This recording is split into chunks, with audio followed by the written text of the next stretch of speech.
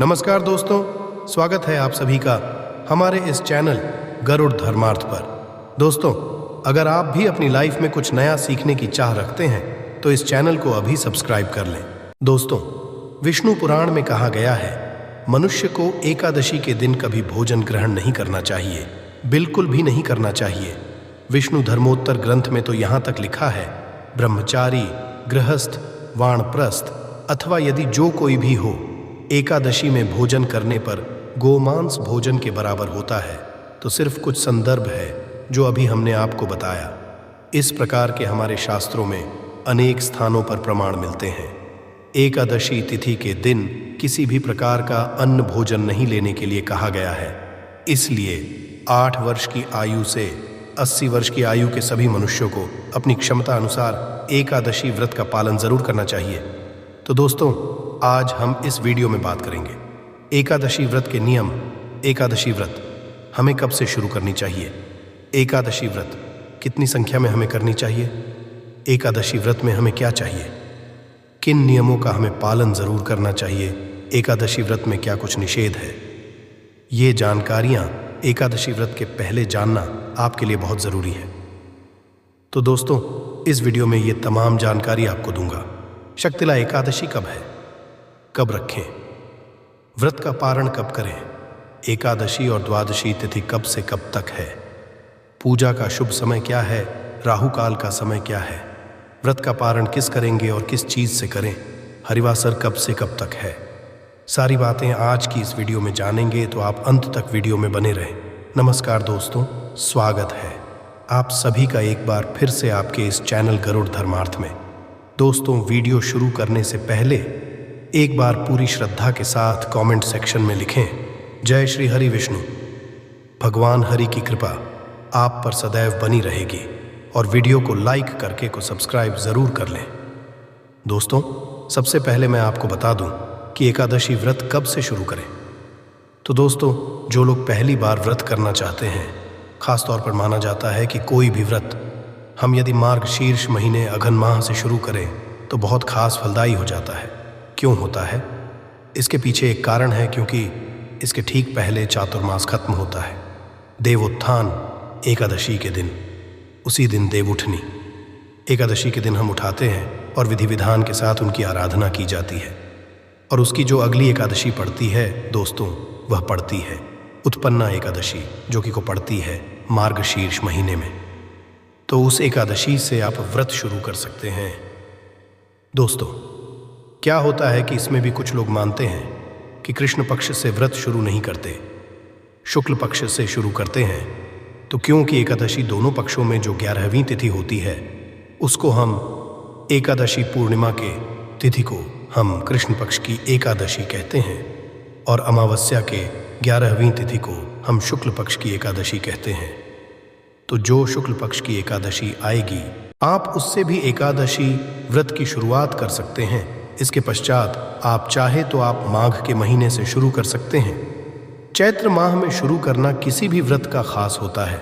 उसी तरीके से वैशाख माह में भी आप कोई भी व्रत शुरू कर सकते हैं। तो ये 4 महीने बहुत माने जाते हैं। अब आपको व्रत कब शुरू नहीं करना चाहिए? आपको पौष माह में, जो कि मध्य दिसंबर से मध्य जनवरी तक का होता है, इसमें नहीं करना चाहिए। आपको मलमास में नहीं करना चाहिए। अधिक मास जो होता है, अधिक मास इस साल लगा था, तो अधिक मास में कोई नए व्रत शुरू नहीं करते, तो एकादशी व्रत भी हम शुरू नहीं करते। तो इसी तरीके से इन चीज़ों को आपको ध्यान में देना है। व्रत शुरू करने से पहले जो एकादशी व्रत के व्रत होते हैं, वो एक साल में 24 होते हैं, और अधिक मास लग गया तो 26 होते हैं। ऐसे में क्या होगा कि कुछ लोग केवल शुक्ल पक्ष की एकादशी रखते हैं, तो वह 12 या 13 एकादशी साल की करेंगे। कई लोग दोनों पक्षों की एकादशी करते हैं, तो ऐसे में वह पूरे 24 एकादशी या तीसरे साल में अधिमास लग जाता है, तो 26 एकादशी रखते हैं। अब कुछ लोग जो कामना के लिए एकादशी की जाती है, सिर्फ वही चुनिंदा एकादशी खास कामनाओं की पूर्ति के लिए एकादशी व्रत करते हैं, वह भी आप कर सकते हैं। जैसे जो लोग साल भर नहीं करते हैं, वह देवउठनी एकादशी जरूर कर लेते हैं। माना जाता है कि देवउठनी एकादशी के दिन देवतागण उठते हैं तो बहुत प्रसन्न होते हैं और आपकी जो भी मनोकामना है वह पूरी होती है। तो ऐसे में आप देवउठनी एकादशी कर सकते हैं। उत्पन्न एकादशी का खास महत्व है क्योंकि इसी दिन एकादशी भगवान विष्णु की काया से उत्पन्न हुई थी, तो इस दिन को बहुत खास माना जाता है। तो आप इस दिन को कर सकते हैं। जो लोग पुत्र की कामना के लिए करना चाहते हैं वह पुत्रदाय एकादशी करते हैं। जो लोग मोक्ष की कामना चाहते हैं वह मोक्षदा एकादशी करते हैं। तो ऐसे ही खास कामनाओं के लिए भी आपको एकादशी व्रत या साल की एकादशी व्रत जैसे मान लीजिए, साल की 5 एकादशी करना चाहते, 9 करना चाहते तो आप कर सकते हैं। तो ये मैंने आपको बता दिया कि कब से शुरू करें, कितनी संख्या में करें। अब एकादशी व्रत के जो नियम हैं वो मैं आपको बता देता हूँ। जब आप एकादशी व्रत शुरू करते हैं तो ये 3 दिन का व्रत होता है। दशमी तिथि से ही व्रत की शुरुआत हो जाती है। मतलब कि दशमी तिथि को ऐसा माना जाता है कि शाम के पश्चात आपको भोजन नहीं ग्रहण करना चाहिए। जो एकादशी व्रत होता है उसमें शरीर में एक भी अन्न का दाना नहीं होना ही चाहिए। तो दशमी तिथि को भी आप सुबह स्नान ध्यान करके शुद्ध रहेंगे। पूरे दिन आपको इस दिन भी किसी भी तरह का तामसिक भोजन मतलब मांस, मदिरा, लहसुन, प्याज इसका सेवन नहीं करना है। दशमी तिथि को एकादशी वाले दिन आप व्रत का संकल्प लेंगे। एकादशी का जो व्रत होता है वो आमतौर पर निर्जला होता है। लोग निर्जला व्रत करते हैं, किंतु यदि शरीर साथ नहीं दे रहा है तो एक समय का भोजन वो भी का आप कर सकते हैं। उसमें कोई दिक्कत नहीं है बहुत लोगों की, क्योंकि अब परेशानी रहती है कि एकादशी व्रत कर रहे हैं तो उनका स्वास्थ्य बिगड़ गया, तो वो फलाहार कर सकते हैं। आप इसमें चाहे जूस, इन सब चीज़ों का सेवन कर सकते हैं। इसमें कोई मनाही नहीं है। अन्न का एक दाना आपको नहीं लेना है। द्वादशी तिथि जो तीसरा दिन होता है उसमें आपको खास जो पारण का मुहूर्त होता है उसी मुहूर्त में आपको पारण करना चाहिए, और इस दिन भी आपको पूरी श्रद्धा के साथ व्रत रहना चाहिए। तो 3 दिवसीय व्रत होता है और कठिन है क्योंकि श्रेष्ठ व्रत माना जाता है, तो नियमित भी इसके सबसे कठिन है। और ये नियम भी आपको अपनाना चाहिए। व्रत में क्या खाना चाहिए और क्या नहीं खाना चाहिए ये बहुत महत्वपूर्ण है। तो ये मैं आपको जानकारी दे दूं। एकादशी व्रत मैंने अभी बताया कि अनाज का सेवन हम नहीं करते, कई व्रत में हम करते हैं, किंतु एकादशी व्रत में हम नहीं लेते। तो एकादशी व्रत में आप फलाहार ले सकते हैं, ज़रूरत हिसाब से पानी, जूस ले सकते हैं, आप चाय भी ले सकते हैं, किंतु अनाज से बिल्कुल दूर रहेंगे। एकादशी व्रत की तिथि से पहली तिथि और दूसरी तिथि, द्वादशी और दशमी को तामसिक भोजन आपको नहीं करना चाहिए।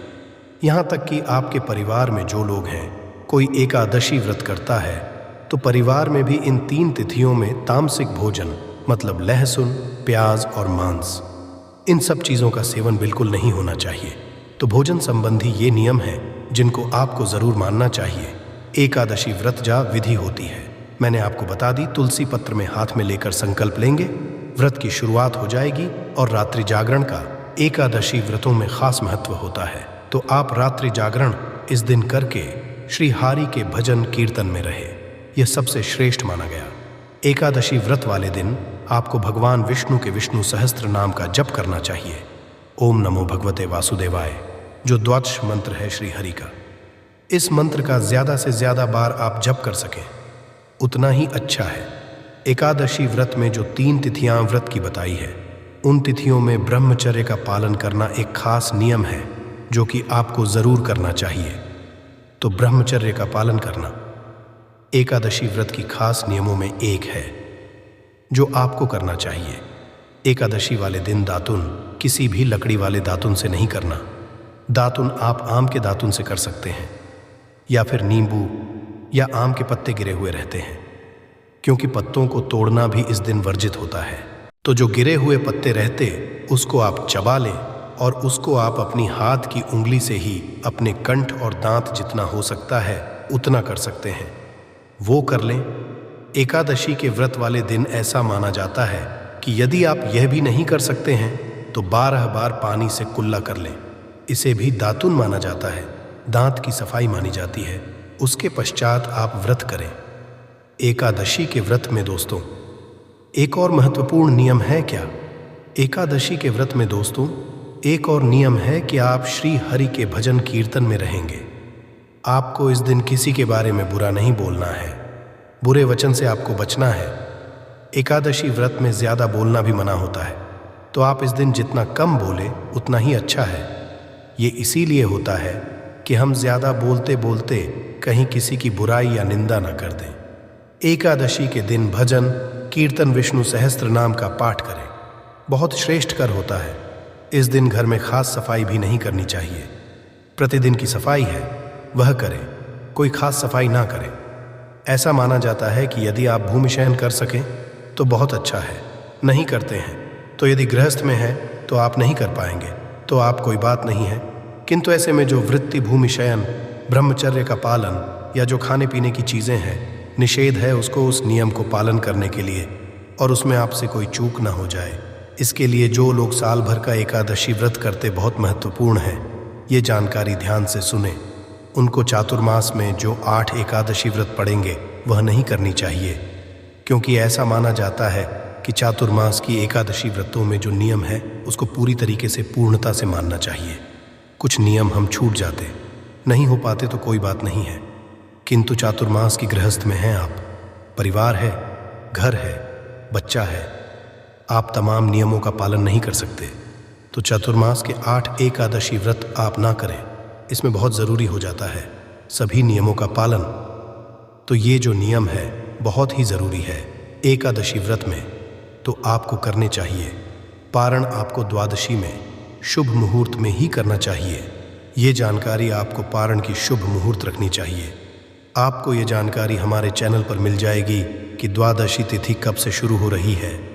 दोस्तों, एकादशी व्रत की तमाम नियमों में एक और नियम है जो कि हमें ज़रूर करना चाहिए, क्योंकि इस दिन हमने अनाज का त्याग किया है, तो जो अन्न हमने बचाया है उस अन्न के दान का बहुत महत्व है।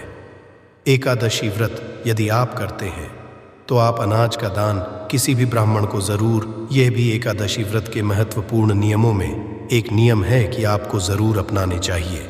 दोस्तों आइए अब जानते हैं शटेला एकादशी कब है, शुभ मुहूर्त पारण का समय। किंतु उससे पहले दोस्तों आपसे निवेदन है कि अभी तक आपने वीडियो को लाइक नहीं किया है तो वीडियो को लाइक करके चैनल को सब्सक्राइब ज़रूर कर दें। दोस्तों, माघ माह की कृष्ण पक्ष की एकादशी तिथि को मनाया जाने वाला छठ तिला एकादशी व्रत के नाम से जाना जाता है। इस व्रत को श्री हरि विष्णु का शुभ आशीर्वाद पाने के लिए भक्तों द्वारा किया जाता है। इस व्रत को पाप हरिणी के नाम से भी जाना जाता है। ऐसा माना जाता है कि इस व्रत को करने से सारे पापों से मुक्ति मिल जाती है। साथ ही जितना पुण्य कन्यादान, स्वर्ण दान और हजारों वर्ष की तपस्या से मिलता है, उतना पुण्य इस व्रत का पालन करने मात्र से मिल जाता है। इसके अलावा घर में सुख शांति बनी रहती है। उपासक को मनुष्य लोक के सभी सुखों की प्राप्ति होती है और अंत में मोक्ष का भागीदारी होता है। अब जानिए साल 2024 में रहने वाली एकादशी की तिथि और शुभ मुहूर्त के बारे में। साल 2024 में 6 फरवरी मंगलवार के दिन एकादशी का व्रत रखा जाएगा। एकादशी तिथि प्रारंभ होगी 5 फरवरी की शाम 5:26 से और समाप्त होगी 6 फरवरी मंगलवार की शाम 4:07 पर। सोमवार के दिन दशमी तिथि के नियमों का पालन किया जाएगा। तिथि के अनुसार 6 फरवरी मंगलवार को केवल एक दिन ही एकादशी का व्रत रखा जाएगा। मंगलवार को सूर्योदय होगा सुबह 7:08 पर और सूर्यास्त शाम 6:12 पर। अभिजीत मुहूर्त रहेगा दोपहर 12:18 से 1:02। अभिजीत मुहूर्त के समय आप अपनी मनोकामना पूर्ति के लिए भगवान विष्णु की आराधना या मंत्रों का जाप कर सकते हैं। राहु काल दोपहर 3 बजे से 4:30 तक रहेगा, जो कि अशुभ मुहूर्त माना जाता है। द्वादशी तिथि प्रारंभ होगी 6 फरवरी मंगलवार की शाम 4:08 से और 7 फरवरी बुधवार की दोपहर 2:02 पर। द्वादशी तिथि समाप्त हो जाएगी। द्वादशी तिथि को बहुत ही शुभ मुहूर्त बन रहे हैं। इस दिन सूर्योदय होगा सुबह 7:08 पर और सूर्यास्त होगा शाम 6:13 पर। शुभ योग में वज्र योग सुबह 6:08 तक रहेगा और उसके पश्चात में सिद्धि योग सारा दिन रहने वाला है। इस तरह से सिद्धि योग में यदि आप पूजा करते हैं, तिलों का दान या तेल से हवन करते हैं निर्धन ज़रूरतमंद लोगों को कुछ ना कुछ दान की सामग्री देते हैं तो उसका कहीं गुणा पुण्य आपको प्राप्त होगा और आपकी मनोकामना भी ज़रूर ही पूर्ण होगी। इस दिन राहु काल दोपहर 12 से 1:30 तक रहेगा। व्रत का पारण किया जाएगा 7 फरवरी बुधवार को सुबह 7:08 से 9:50 के अंदर। यदि व्रत का पारण शुभ मुहूर्त में नहीं किया जाता है तो व्रत अधूरा रहता है, तो शुभ मुहूर्त में ही एकादशी का उपवास खोलना चाहिए। भगवान को आप जब भी भोग लगाते हैं उसमें तुलसी जी की पत्तियां जरूर ही रखें। व्रत रखने वाले भक्तों को एकादशी के दिन तिलों का किंतु द्वादशी तिथि को आप तिल से बने हुए मिठाइयाँ व्यंजन भगवान को अर्पित करके या फिर तुलसी पत्र से अपना व्रत खोल सकते हैं। उन्हीं को प्रसाद रूप में ग्रहण कर सकते हैं। इस बार क्योंकि द्वादशी तिथि जिस दिन है, जिस दिन एकादशी व्रत का पारण किया जाएगा, बुधवार को उस दिन प्रदोष व्रत भी रखा जाएगा। ऐसे में जो भक्त एकादशी के साथ साथ प्रदोष व्रत रखते हैं उन्हें बुधवार को व्रत खोलते समय केवल फलों का ही सेवन करना चाहिए, नमक का सेवन नहीं करना चाहिए और उसके पश्चात आप एकादशी व्रत का पालन करते ही प्रदोष व्रत के नियमों का पालन भी कर सकते हैं। दोनों ही व्रत आप एक साथ रख सकते हैं। ऐसे में शाम को प्रदोष व्रत में आप जिस प्रकार का भी फलाहार या अन्न ग्रहण करते हो वह आप ग्रहण कर सकते हैं। द्वादशी तिथि को भी तामसिक भोजन नहीं करना चाहिए, लहसुन प्याज का सेवन नहीं करना चाहिए। एकादशी के दिन चावल से बनी हुई वस्तुओं का पूरी तरह से त्याग किया जाता है। लड्डू गोपाल जी यदि आपके घर में है तो उन्हें भी आप चावल या चावल से बनी किसी भी वस्तु का भोग ना लगाएं। दशमी तिथि के दिन ही तुलसी जी की पत्तियां भी तोड़कर रखी जाती है, क्योंकि एकादशी के दिन तुलसी जी को छूना या तुलसी की पत्तियां तोड़ना पाप माना जाता है। तो दोस्तों, यदि आप भी एकादशी व्रत की सोच रहे हैं और शुरू करने वाले हैं तो दोस्तों, मैंने कोशिश की है कि तमाम जो जानकारियां हैं नियमों से जुड़ी हुई वह आपको मैं दे सकूं। तो यह थी आज की विशेष जानकारी। उम्मीद है यह जानकारी आपके काम आएगी। अगर वीडियो अच्छा लगा हो तो एक लाइक अवश्य कर दीजिए और रोज़ाना नई जानकारी प्राप्त करने के लिए हमारे इस चैनल को अभी सब्सक्राइब करें। धन्यवाद।